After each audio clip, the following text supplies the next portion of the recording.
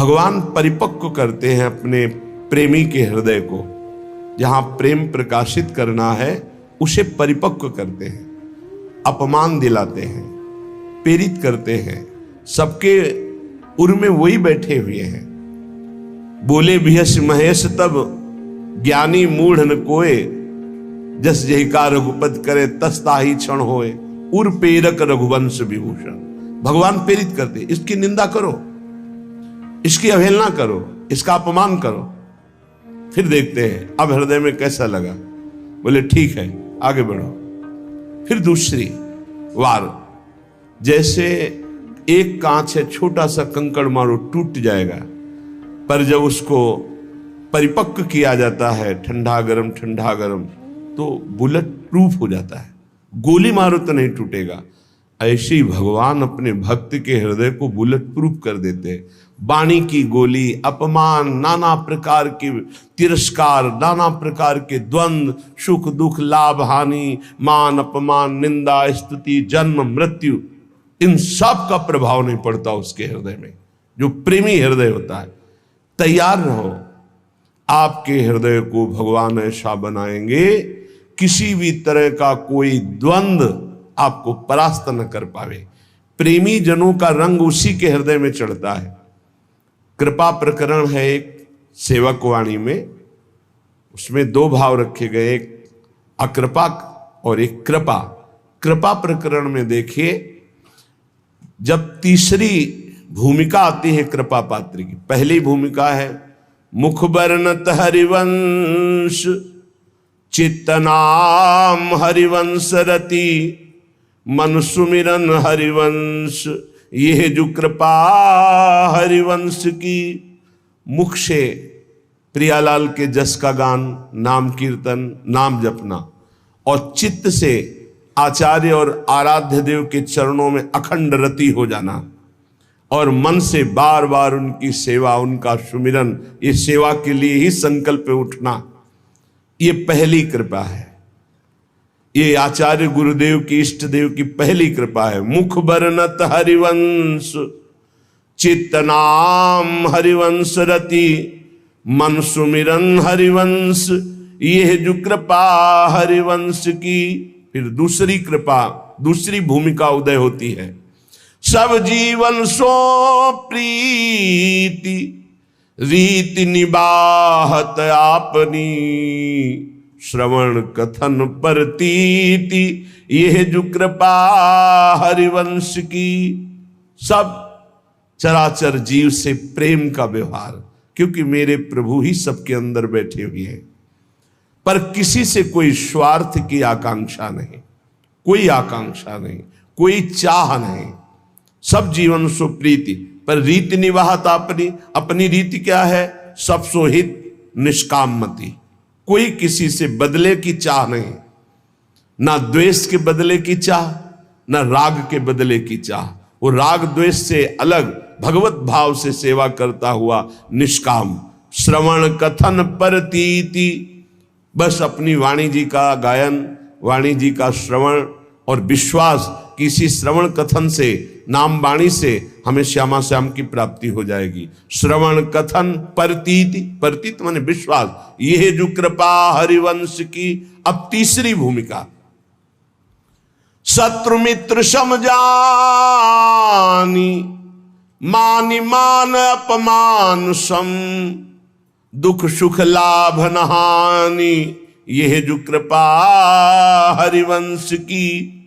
शत्रु और मित्र में समान भाव। क्या भक्त का कोई शत्रु होता है क्या?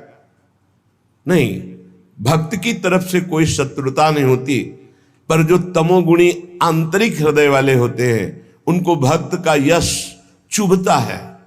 उनको भक्त की जो उन्नति है भागवतिक, वो उनको खाए डालती है। अब वो हर प्रकार से सोचेंगे इसका कैसे पतन करूं, इसका अपयश हो जाए, इसका नाश हो जाए, तो वो शत्रुता का भाव करे। पर आपके हृदय में फर्क नहीं पड़ना चाहिए। ये तीसरी भूमिका हमारे प्रेम रस प्राप्ति की। शत्रु मित्र समझानी, जैसे बड़ाई करने वाला, सम्मान करने वाला, ठीक वैसा ही आपको दिखाई देना चाहिए निंदा करने वाला, अपमान करने वाला। वैसे तो निंदा करने वाला ज्यादा पूज्य है। क्यों? क्योंकि वो हमारे अशुभों का नाश कर रहा है। निंदा करके, अपमान करके हमारे अशुभों का नाश कर रहा है। वो हमारे जो प्रारब्ध भोग हैं उनको काट रहा है। वो कितना कृपालु है।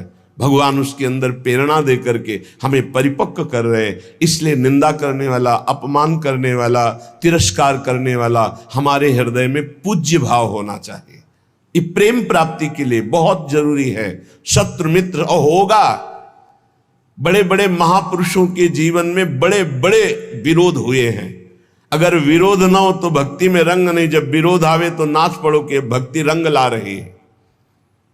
भगवान विरोध पैदा करवाते हैं। क्यों करवाते हैं? क्योंकि आप उस भूमिका से ऊपर उठे जिससे कोई भी विरोध आपका स्पर्श न कर पावे और आपकी भक्ति अबाध और अखंड बनी रहे। तो शत्रु मित्र सम जानी और मान मान अपमान सम। अपमान और मान दोनों को सम मान करके सब। अगर कोई सम्मान कर रहा है तो उसकी मति, अपमान कर रहा है तो उसकी मति। सम्मान और अपमान में दोनों में समान स्थिति होनी चाहिए। शत्रु मित्र सम जानि मान मान अपमान सम। दुख सुख लाभ न हानि। ना कोई दुख, ना कोई सुख, ना कोई लाभ, ना कोई हानि। हर समय अपने प्रिया प्रीतम के चिंतन में इतना चित्त जोड़े है कि दुख सुख का, लाभ हानि का कोई प्रभाव ही नहीं पड़ रहा। ये तीसरी भूमिका। चौथी भूमिका अब जो है तैयारी हो गई प्रेम रंग रंगने की।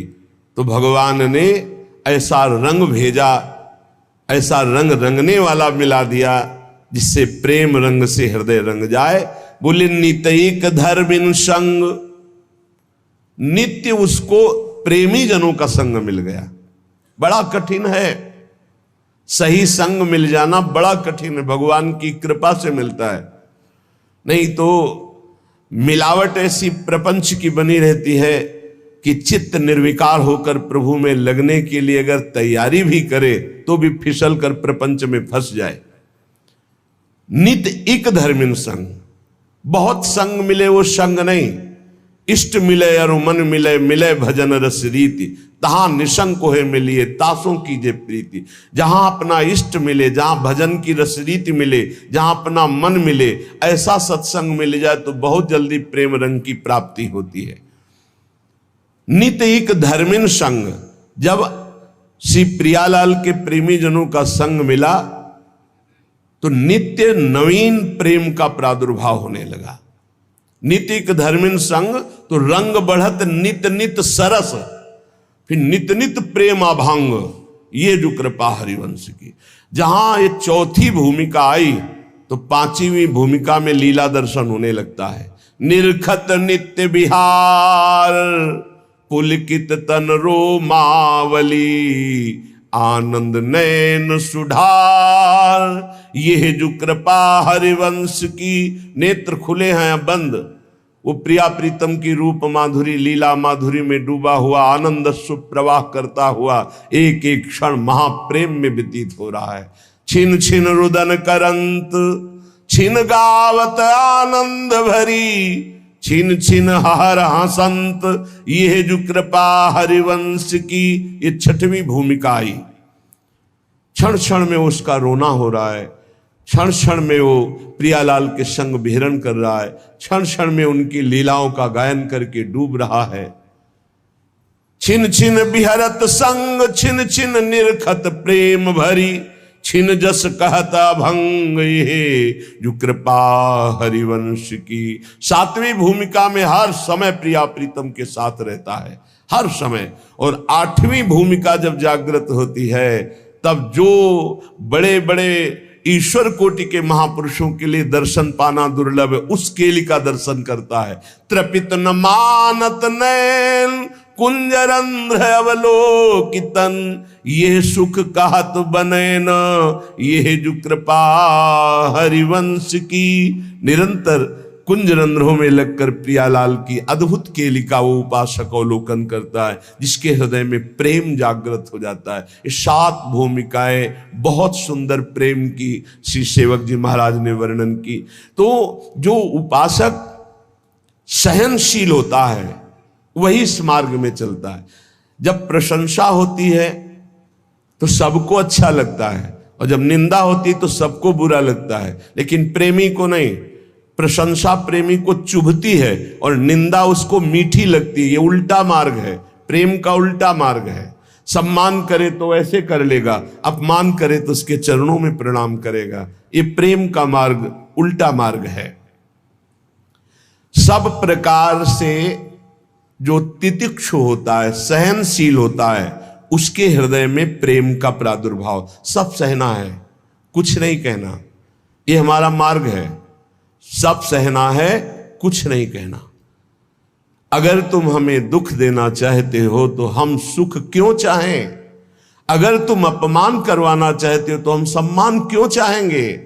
प्रभु, यदि आप निंदा करवाना चाहते हो तो हम प्रशंसा क्यों चाहेंगे? हम तो आपकी चाह में चाह मिलाए हुए। ये प्रेमी का हृदय होता है। प्रेम बड़ा पवित्र होता है, निर्दोष होता है।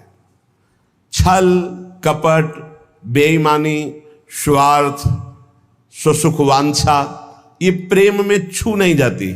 जहां प्रेम प्रकाशित होता है वहां छल नहीं होता, कपट नहीं होता, छुपाव नहीं होता, बेईमानी नहीं होती, स्वार्थ नहीं होता। बड़ी दिव्यता होती है, क्योंकि प्रेम दिव्य है तो विशुद्ध जिसके हृदय में जागृत होता है उसे दिव्य कर देता है। अब पार्थिव बुद्धि शरीर रागी वो दिव्य को कैसे जान पाएगी? तभी उसको आश्चर्य होता है, ऐसा कैसे हो सकता है, ऐसा कैसे हो सकता है? अरे सांप का छोटा बच्चा गरुड़ को खा जाएगा।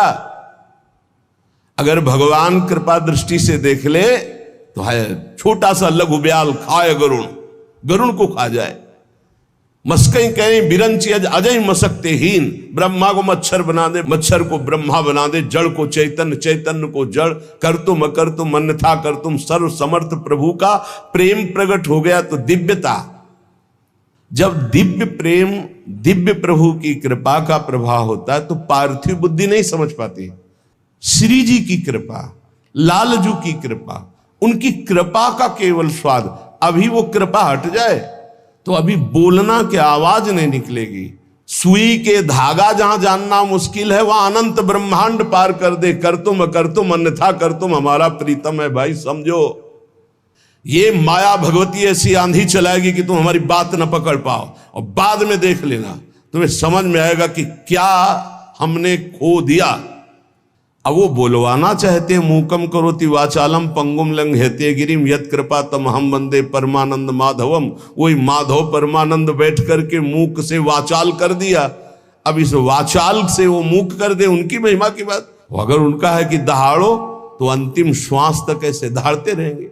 भगवान की कृपा से जो दिव्यता आती है वो मानुषिक नहीं होती, उनमें मानुषिक नहीं होती।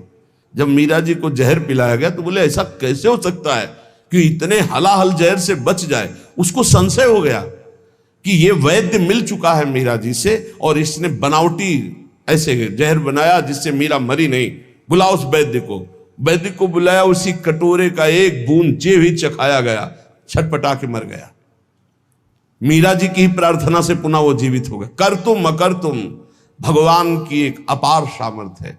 ये पक्का समझिए, भक्त का यश तभी फैलता है जब जैसे झंडा फहराता है ना तो डंडे पे फहराता है। जितना मजबूत डंडा होगा और लंबा होगा उतना ही झंडा फहराएगा। ये विरोध भाव, ये निंदा, ये तिरस्कार, ये वो डंडा है जिस पे भक्त का झंडा फहराता है। अरे जमाने जोर लगा ले, कितना जोर लगाएगा, भक्त और भगवान का झंडा कभी ना झुकने पाएगा। जब भगवान प्रताप प्रकट करते हैं, कौन दो सिर वाला ऐसा पैदा है जो उसका बाल बांका भी कर सके। इसलिए प्रेम मार्ग में चलने पर ना तो भय होनी चाहिए और ना भोग दैन्यता। प्रेम पवित्र होता है, इसमें छल नहीं, कपट नहीं, बेईमानी नहीं, स्वार्थ नहीं। छल कपट बेईमानी जहां बुद्धि में है, जो चश्मा लगा छल कपट बेईमानी का, तो सब जगह लगता है छल कपट का ही राज्य है। हम जैसा चश्मा लगाते हमको वैसे ही दिखाई देने लगता है। लेकिन ये भगवत प्रेम मार्ग है, इस प्रेम मार्ग में अपनी श्रद्धा और विश्वास को श्यामा श्याम के चरणों में और अपने विवेक से संत का संग करना चाहिए। जहां हम बैठे हैं हमको क्या लाभ मिला है, जहां हम जुड़े हैं सुन रहे हैं उसमें हमारी बुद्धि की पवित्रता कितनी हुई है। लाभ देखा जाता है सुमिरन, त्याग, भगवत आकर्षण, ये कितना हमारे अंदर हुआ है। ये हमें देखना है कि हमें जो सत्संग मिल रहा है उससे हमारे भगवत मार्ग कितना पुष्ट हो रहा है, तभी हमारा दृढ़ विश्वास होगा। और जो पुष्ट हो रहा है वो हमारे ऊपर कृपा है श्री जी की, गुरु जी की, आचार्य की, तभी हमारा उत्साह बन पाता है। तो बचना चाहिए अपनी श्रवणेन्द्री के प्रपंच जनित वचन सुनने से, नेत्रेंद्री से दोष दर्शन से, तो हमारा जो हृदय है वो छल कपट बेईमानी आदि दोषों से रहित हो जाए। सच्चे प्रेमी में पाप आचरण नहीं रह जाते। जो सत्य मार्ग के पथिक हैं उनमें पाप आचरण नहीं होते। पाप होते हैं कामना के कारण, और कामना होती है देहाभिमान के कारण, और देहाभिमान होता है अज्ञान के कारण। सबका मूल अज्ञान और अविद्या है। जब प्रेम का प्रकाश होता है तो अज्ञान ही नहीं रह जाता, इसलिए ना वासना रह जाती ना कोई कामना रह जाती है। भगवत प्रेम ये अंतिम चरम पुरुषार्थ है जो मोक्ष के आगे की भी बात है। भगवत प्रेम अत्यंत दुर्लभ है पर इसकी प्राप्ति कृपा से सहज में हो जाती है। अत्यंत दुर्लभ है पर कृपा से सहज में हो जाती है। यदि कोई अनन्य उत्कंठा रख करके भगवान के जो वचन शास्त्रों में, संत के वचन, उनके आश्रित हो जाए, निर्भर हो जाए, तो ये प्रेम प्रकट हो जाए। हम चाहते हैं कि हमें प्रेम मिल जाए पर हम विषय भोग नहीं छोड़ेंगे, हम नाना प्रकार की पापाचरण नहीं छोड़ेंगे। तो विषयों में सुख बुद्धि जब तक रहेगी तब तक भगवान में प्रेम नहीं हो सकता। प्रेम के प्रवचन भले हो जाएं, प्रेम की बातें भले हो जाएं, विषयासक्ति और प्रेम ये बिल्कुल विपरीत है। जैसे दिन और रात, विषयासक्ति रात है और प्रेम दिन है। जिन साधकों के हृदय में विषय भोगने की प्रबल लालसा है और वो उनको त्यागे हुए आगे बढ़ रहे हैं, तो उनका विषय रस के प्रति आकर्षण कम होते होते नष्ट हो जाएगा। लेकिन जो साधक विषय आकर्षण के साथ विषय क्रिया में उतर गए तो उनका फिर स्वभाव सुधरना बहुत कठिन हो जाएगा। इसलिए लालसा तो है पर भोगूंगा नहीं, क्योंकि भगवत प्राप्ति करनी है, भगवत प्रेम प्राप्ति करनी है। तो इनका विषय भाव जो अंदर से है भोगने का, एक दिन शांत हो जाएगा भजन के बल से। विषयासक्ति प्रेम में बड़ी बाधक वृत्ति है। जो विषय भोग की इच्छा, विषय पदार्थ, ये अभी देखकर हमको जलाते हैं, भोगने की इच्छा होती है और हृदय जलता है। इस जलन को जो सह जाता उसे तपस्या कहते हैं। वही तपस्वी है। बहुत सुंदर बात है, वही तपस्वी है। देख लेना, इस जलन से अनंत गुना बढ़ करके भगवान आपको शीतलता और आनंद देंगे, क्योंकि आप भगवान के लिए जल रहे हो। भगवान में ममता और आसक्ति हो जाएगी इस जलन को सहने से। सह जाओ, ये जलन सहना पड़ेगा। निंदा की जलन, अपमान की जलन, काम की जलन, क्रोध की जलन, ये सह गए तो भारी तपस्या, इसका परिणाम होगा अनंत गुना बढ़ करके भगवान आपको सुख देंगे। और नहीं सहोगे तो जलते रहोगे। क्रोध आया, गाली दे दिया, वो तुम्हें 4 गाली देगा और जलो। काम आया, भोग लिया और तृष्णा होगी। ऐसे ही जितना तुम विकारात्मक आत्मक क्रियाओं की तरफ जाओगे उतने ही भ्रष्ट होते चले जाओगे। सह गए उतने ऊंचे उठते चले जाओगे। प्रेमी को ऐसा अनुभव होने लगता है कि मेरा शरीर प्रभु को समर्पित है, ये प्रभु की वस्तु है, मैं इसे भोग नहीं सकता, ये प्रभु की धरोहर है। मेरा मन प्रभु को समर्पित है, अब जाए जहां जाए प्रभु संभाले। पुत्र, धन, प्रतिष्ठा, घर, परिवार, रुपया, पैसा, सब कुछ प्रभु की प्रदत्त वस्तु है। इसमें मेरा अहंकार क्या, इसमें मेरी ममता क्या। ऐसे भक्त के हृदय में प्रेम का प्रकाश होता है। जिसके हृदय में प्रेम स्फुरित होता है उसके हृदय की स्थिति सर्वदा आनंद ही आनंद, आनंद ही आनंद, हर समय आनंद। जहां हमारा स्व प्रभु से मिला, सोई आनंद की उत्पत्ति हो गई। अभी स्वाभिमान देह में है, स्वाभिमान प्रियालाल के चरणों में गया, आनंद ही आनंद है। उसी के लिए रोज सत्संग, रोज साधना हो रही। किसी समय प्रियालाल हमारे अहंकार को मिटा दे, स्वीकार कर ले। भगवत प्रेम में कृपा की बाट जो ही जाती है। कब गुरु कृपा होगी कि हमारे हृदय प्रेम जागृत हो, कब प्रियालाल की कृपा होगी। कम से कम इतनी तड़पन तो हो ही जाए कि दिन में कई बार अपने अंदर अभाव पैदा हो कि मेरे अंदर प्रेम नहीं जागृत हुआ, अभी प्रभु का प्रेम जागृत नहीं हुआ। ना नाम से प्रेम है, ना धाम से प्रेम है, ना प्रियालाल से प्रेम है।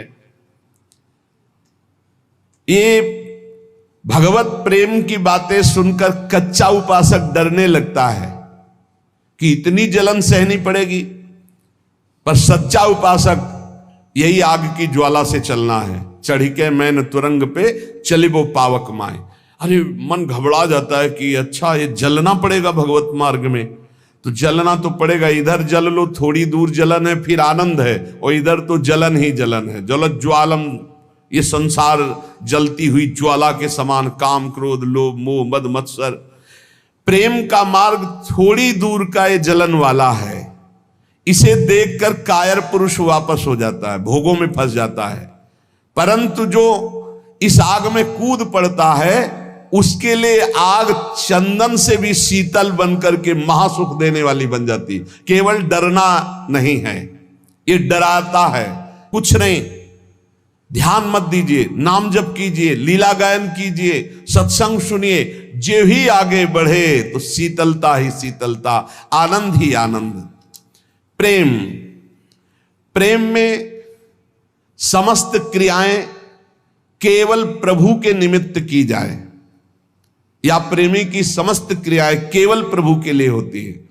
देखो गोपीजन अपने पति की सेवा, घर में सोहनी लगाना, धान कूटना, गाय की सेवा करना, दुग्ध दुहना, दही मथना, पर ये सब कर रही हैं, लेकिन इनका उद्देश्य है श्री कृष्ण प्रसन्नता, और इनके हृदय में हर समय है श्री कृष्ण चिंतन।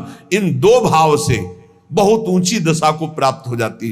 क्रियाएं सब सांसारिक है, क्रियाएं सब सांसारिक है, आप विचार करके देख लीजिए। लेकिन चिंतन और क्रियाओं का फल श्री कृष्ण प्रसन्न होंगे, क्योंकि उनका आराधन कर रही है। हर क्रिया में श्री कृष्ण का चिंतन कर रही हैं, हर क्रिया श्री कृष्ण की प्रसन्नता के लिए कर रहे, श्री कृष्ण के लिए कर रहे। इसी से प्रेम प्राप्त हो जाता है। भगवत प्राप्ति के लिए कोई नए अनुष्ठान की जरूरत नहीं। ये भ्रम पैदा किया जाता है अपने दिमाग में कि कहीं दूर चल के गुफा में या ऐसा तब भगवत प्राप्ति। नहीं, ऐसा नहीं। जो गुफा में है, अगर वो संसार का राग त्यागे नहीं तो उनको भगवत प्राप्ति नहीं होती। अगर घर में है और आप सारी घर की क्रियाएं भगवत अर्पण कर दें और नाम जप कर रहे हैं और प्रभु से अपना संबंध स्वीकार कर लिए हैं, जो हमारा संबंध जन्म जन्मांतरों से है। पहला संबंध तो है ही कि हम भगवान के अंश हैं, दूसरा गुरु प्रदत्त संबंध होता है, सखा या वात्सल्य या गोपी या सहचरी। अपने संबंध को जो मान रहा है, सारी क्रियाएं प्रभु के लिए कर रहा है, हर समय नाम स्मरण कर रहा है, बिल्कुल भगवत प्रेम प्राप्त हो जाएगा, निश्चित भगवत प्राप्ति हो जाएगी। कहने की प्रेम में एक बड़ी दिव्यता है। प्रेम में श्रृंगार है पर राग नहीं है, श्रृंगार है पर राग नहीं है। प्रेम में भोग है पर शरीर संयोग नहीं है। बहुत ऊंची बात है।